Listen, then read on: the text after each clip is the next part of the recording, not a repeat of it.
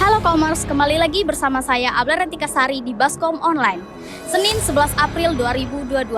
Saat ini sedang berlangsung aksi demokrasi mahasiswa dan elemen Provinsi Bengkulu di depan gedung DPRD Provinsi Bengkulu yang menuntut kebijakan pemerintah Provinsi Bengkulu mengenai tarif kenaikan PBBKB menjadi 10% yang sangat berdampak pada kenaikan harga BBM non-subsidi di Provinsi Bengkulu. Aksi ini dimulai pada pukul 13.00 waktu Indonesia Barat yang dilakukan di depan gedung DPRD Provinsi Bengkulu. Adapun poin-poin tuntutan yang dilakukan oleh aksi massa demokrasi pada 11 April 2022. Yang pertama, melakukan peninjauan kembali terhadap SK Gubernur nomor K324-BPKD-2020. Kedua, menjalankan prinsip good governance. Ketiga, melakukan pengawasan terhadap penggunaan BBM subsidi. Yang keempat, melakukan tindakan tegas terhadap pihak-pihak yang melanggar penggunaan dalam bersubsidi BBM. Yang kelima, segera menjadi pelapor utama dalam gerakan konservasi energi dan perwujudan pemanfaatan energi baru terbarukan atau yang sering kita kenal dengan EBT. Dan yang terakhir, mengontrol laju inflasi di Provinsi Bengkulu. Itu dia ke-6 poin yang dilakukan oleh aksi pada demokrasi massa 11 April 2022. Oke Komers, saat ini saya sedang bersama Wakil Gubernur BEM FISIP Universitas Bengkulu. Dengan abang siapa bang? Biasa akrab dipanggil Wildan. Saat ini saya sedang bersama Abang Wildan. Oke, langsung saja nih Bang, saya mau bertanya nih.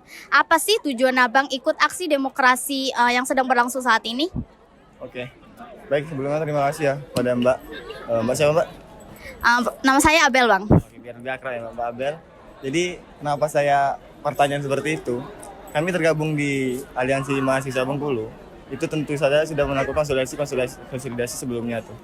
Perihal tuntutan aksi dan tujuan aksi. Cuman yang saya tidak menyoroti hal seperti itu karena dirasa sebagai mahasiswa juga terhadap ini merupakan panggilan nurani dari mahasiswa, dari masyarakat ya. Bagaimana mungkin kita sebagai mahasiswa diam terhadap adanya panggilan nurani seperti ini? Tentunya bakal jadi ayu sebagai mahasiswa tersendiri. Karena apa? Saya menyoroti seperti ini. Lebih ke peran dan fungsi kita sebagai mahasiswa. Kawan-kawan mungkin yang ini di YouTube kan, mungkin kawan-kawan yang nonton ataupun yang mendengarkan hal ini mungkin bisa lebih mengaca, merefleksikan lagi diri kawan-kawan sendiri. Bagaimana peran dan fungsi kawan-kawan. Jangan mempersempit peran dan fungsi kawan-kawan. Peran dan fungsi kawan-kawan tidak hanya sebagai mahasiswa yang berada di bangku kuliah saja kawan.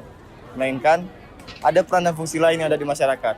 Seperti halnya social control, agent of change, agen perubahan. Seperti apa yang kita lakukan sekarang ini.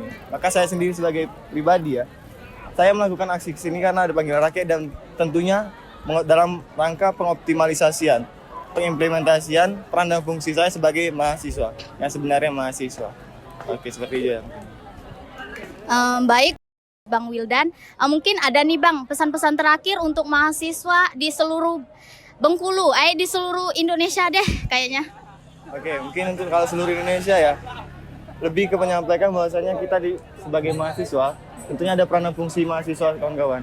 Ada 6 peran dan fungsi mahasiswa, maka kita sebagai mahasiswa merupakan aib apabila tidak mengimplementasikan 6 peran fungsi mahasiswa tersebut. Tapi saya mengerucutkan lagi ke kawan-kawan di mahasiswa di Fakultas Ilmu Sosial dan Ilmu Politik Universitas Bengkulu ya, bahwasannya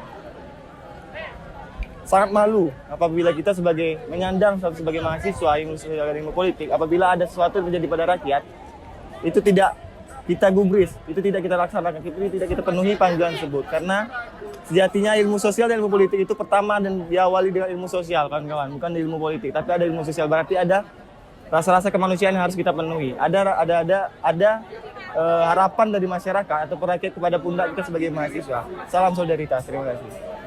Oke, bagus sekali dari narasumber kita, yaitu dari Bang Wildan, Wakil Gubernur BEM FISIP Universitas Bengkulu. Saya ucapkan terima kasih kepada narasumber hebat kita.